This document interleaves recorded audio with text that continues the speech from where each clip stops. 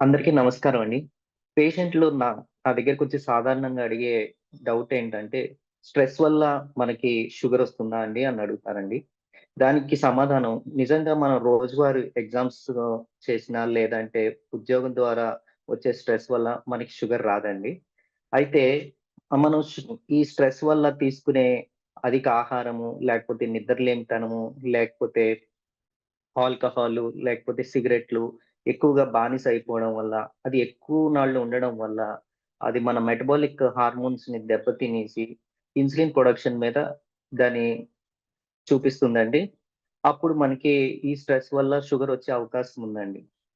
లే మన మంచి ఆహారపు అలవాట్లు, లేదా అంటే మంచి నిద్ర, స్ట్రెస్ లేకుండా ఉంటే మనం షుగర్‌కి దూరంగా ఉండొచ్చండి.